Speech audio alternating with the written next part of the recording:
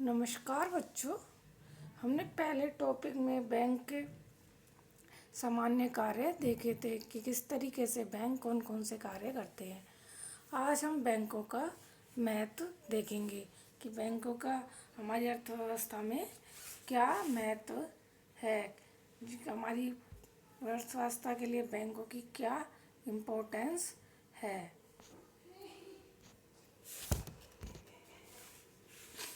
जो बैंक है जो हमारे देश की एक बैकबोन की का तरह काम करता है।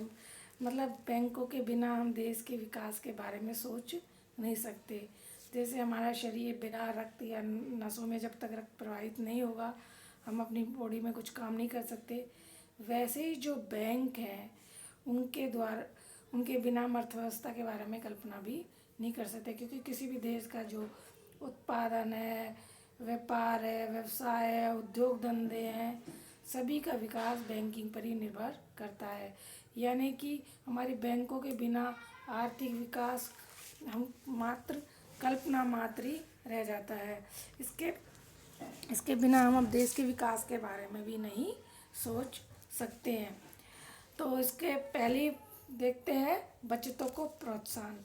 बैंक है जो बचतों की आदत को प्रोत्साहन करने के लिए, छोटी छोटी बचतों को एकत्रित या संग्रहित करने के लिए, जैसे आरडी है आपका और सेविंग अकाउंट्स है, इनकी सुविधा प्रदान करते हैं। इन पे ब्याज का प्रलोभन देते हैं जिससे लोग अपनी बचतों को वहाँ बैंकों तक ले जाए, क्योंकि लोगों की प्रवृत्ति होती है, ज़्यादातर ग्रामीण लोगों की, वो अपने पैसे को जमा कराना नहीं चाहते हैं बैंकों तक और अपने पास ही उसको रखे रहते हैं। जैसे पुराने ज़माने में तो गाड़ गाड़ के धन और ऐसे रखते थे, उस चीज़ में काफ़ी एजुकेशन की वजह से परिवर्तन आ गए।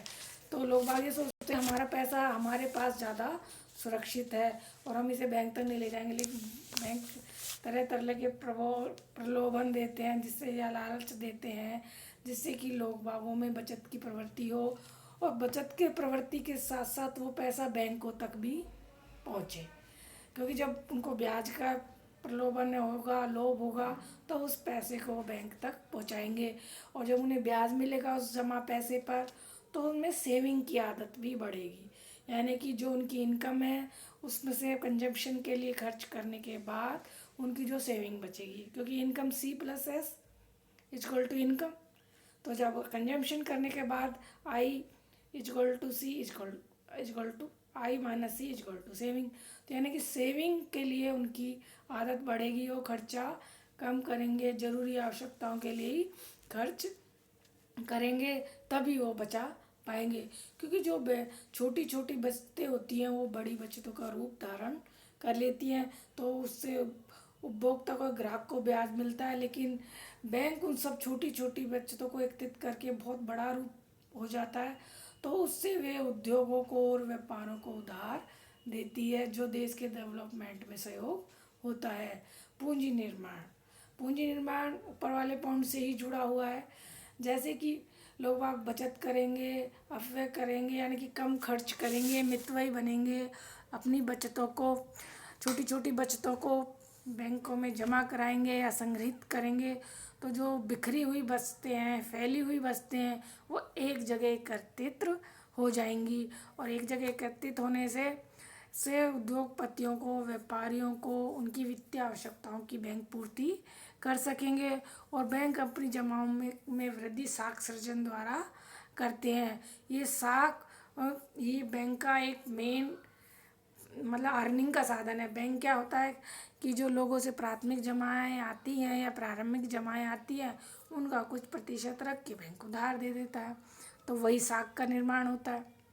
ऐसे ही जब हम किसी भी पूंजी को जमा कराते हैं और वो बढ़ के आती है, जैसे हमने कोई भी इन्वेस्ट किया 1 लाख का, तो वो बढ़ के आया हमारे पास 1,10,000 या 20,000, तो पूंजी का क्या हो गया, निर्माण हो गया, पूंजी हमारी बढ़ गई।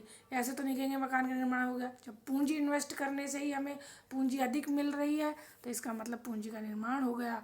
और जो हमारा बेकार इधर उधर पैसा पड़ा होता था वो एक जगह एकत्रित हो जाता है और जिसे उत्पादन कार्यों में लगा के देश के विकास में सहयोग दिया जा सकता है। न तो पूंजी निर्माण द्वारा पूंजी में वृद्धि हो जाती है और उससे पूंजी हमारी बढ़ जाती है।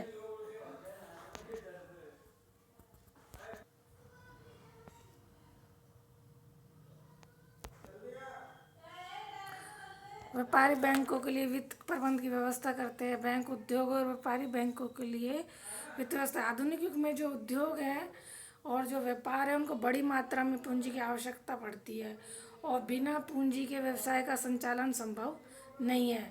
बैंक क्या होता है, जनता की जो अतिरिक्त पैसा होता है उसे एकत्रित करके उद्योगों और व्यापारियों को उधार देता है, जिससे समाज का अतिरिक्त धन उत्पादन कार्यों में लग जाता है और उद्योगपतियों व्यापारियों को पर्याप्त वित्त मिल जाता है। उन्हें और जगह से उधार नहीं लेकर कॉमर्शियल बैंकों से आसानी से उधार मिल जाता है और बचतों पर भी उचित, जो उपभोक्ता हो या ग्राहक होते हैं उन्हें बचतों पर भी अपना उचित ब्याज मिल जाता है।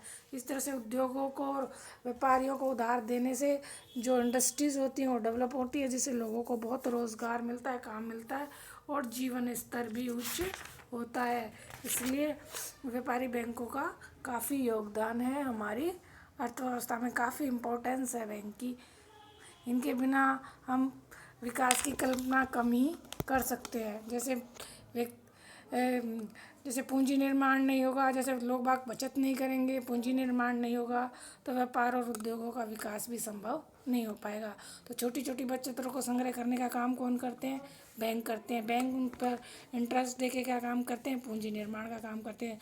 पूंजी निर्माण के बाद पूंजी बढ़ जाती है तो उसको साख के रूप में उधार देते हैं व्यापारी और बड़े औद्योगिक उद्योगों को, जिससे वे अपना व्यापार संचालन सुचारू रूप से और बिना रुकावट के कर सके और देश के विकास में योगदान दे सके, क्योंकि इसके बिना बैंकों के बिना देश का विकास संभव नहीं है।